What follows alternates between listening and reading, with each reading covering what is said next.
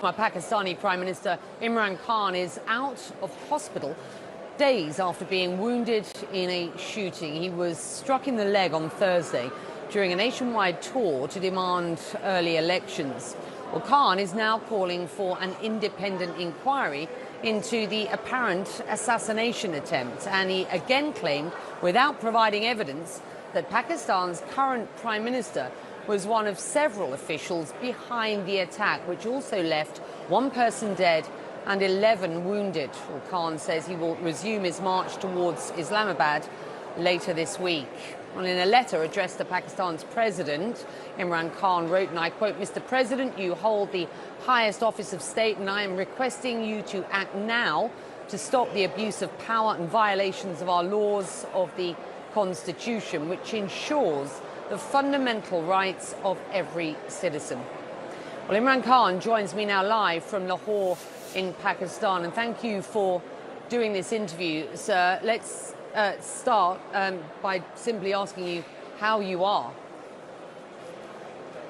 Well, Becky, they took out 3 bullets from my right leg. The left had some shrapnel, which they've left inside.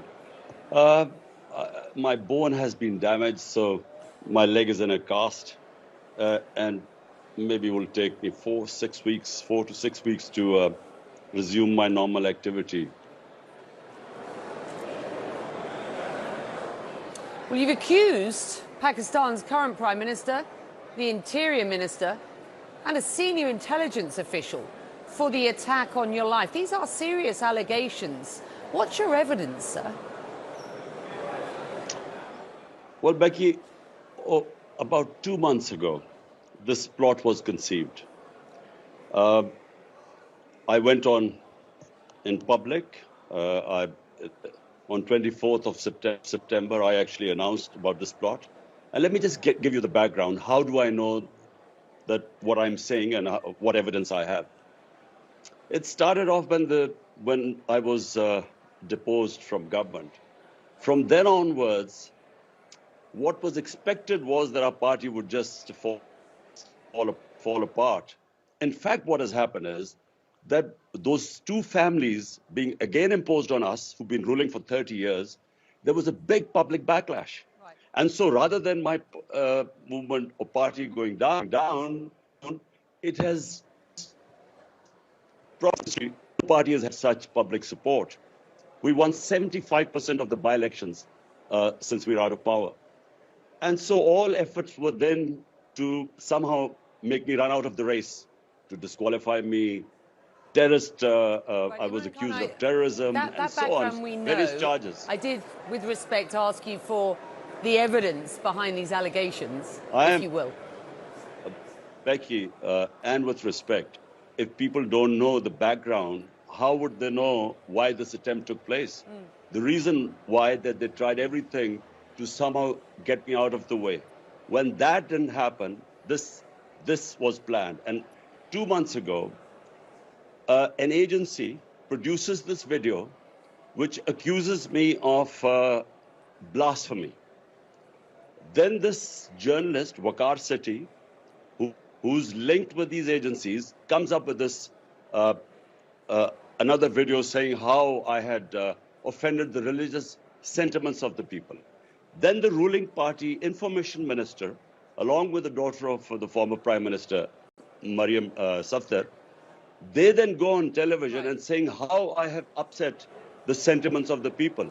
It's then that I went on air and said this is a planned thing, because if they assassinated me, the evidence would go on the government. So they made it out that it was a religious fanatic who's going to, who would kill me, and then put it. Let me put this to you. Put my assassination right. What? Imran Khan, your allegations have been aggressively refuted. I have to put this to you. Pakistan's Prime Minister Shehbaz Sharif has condemned the attack on your life, wishing you a speedy recovery on his Twitter.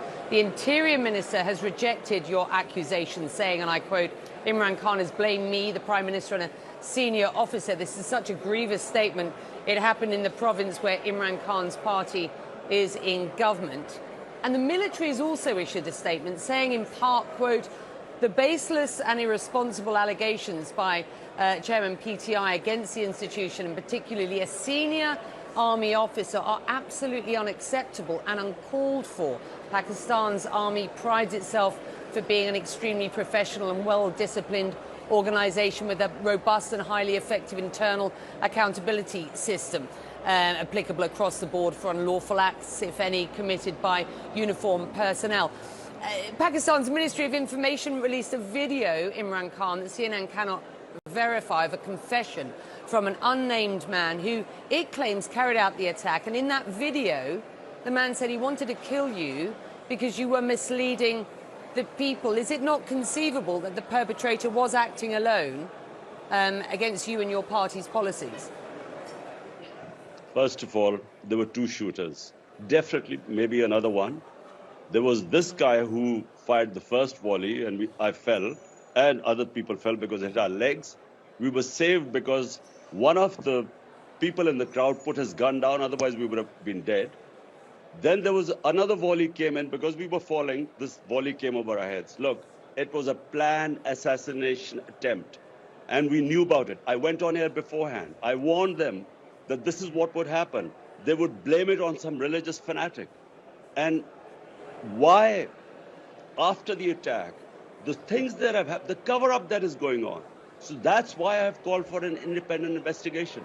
These three people were responsible. If an independent or proper investigation is to be done, with them on top, it can never happen because the investigating agencies are below them. That's why also I've appealed to the Chief Justice of Pakistan to have an independent inquiry. If my allegations are wrong, then the inquiries would prove they're wrong. I know the sequence of events. I know the cover-up that took place, and it's still taking place. And we know that this was planned not now, 2 months ago. You've blamed the US and other actors for ousting you as Prime Minister, and you have made it abundantly clear that you wish to return to power. Wouldn't accusing the current government of perpetrating the assassination attempt without proof work in favour of your political endeavours? That's certainly what your critics are suggesting. Becky, I don't need any reason to accuse this government for me to get back into power. Every opinion poll in Pakistan, 75% of the by-elections have been won by us. All the opinion polls, this is the most popular party. You don't need to accuse people of assassination so that you get more popular in this country. We know what is happening. You know, the two people I've accused, Shahbaz Sharif, the Prime Minister, and the Interior Minister, both have been accused for a massacre. 12 people were massacred, and about 60 were hit with bullets when the police opened fire at an unarmed crowd which was planning to do a political protest. It's called the Model Town Massacre. They have been accused of killing people, assassination, extrajudicial killing. This is not the first time they've done it. And as for the intelligence agency, the person, the officer involved, we know how the evidence was, how this whole plot opened up. We know that how the video, who made the video, from where it went to the which journalist, how it was orchestrated, and then the cover-up that is taking place. Okay. Since, as you said, this guy appears on television. How was this allowed? This guy allowed to? I am hearing your accusations. Let me put this to you. Yeah. Let me just put this to you. Pakistan's Electronic Media Regulatory Authority had initially issued a ban on airing your speeches. That was until the Prime Minister himself used his executive order to reverse that ban. Some will see that as a show of good faith in light of your allegations against him. Do you see it as such? Two things, Becky. The clampdown on the media in Pakistan is unprecedented. One of the best investigative journalists in Pakistan, Arshad Sharif, he was assassinated in Kenya just a couple of weeks back. This guy was exposing this whole plot that took place against me. That he was hounded out of Pakistan. He ended up going to Dubai. From there, he went to Kenya, where he was killed. There, two of my closest aides. One was my chief of staff, one was a senator, Azam Swati. Both were stripped naked, tortured. Both blamed the senior intelligence officer who was responsible for the torture. So look, the clampdown that has taken place on media is unprecedented in Pakistan. So for him to suddenly say that, they will lift the ban on me, it would not have withstood in any court of law. On what basis would they ban me? And by the way, how come as a person who was about to be assassinated, how come I cannot name those people who I'm suspicious about who planned this attempt on me?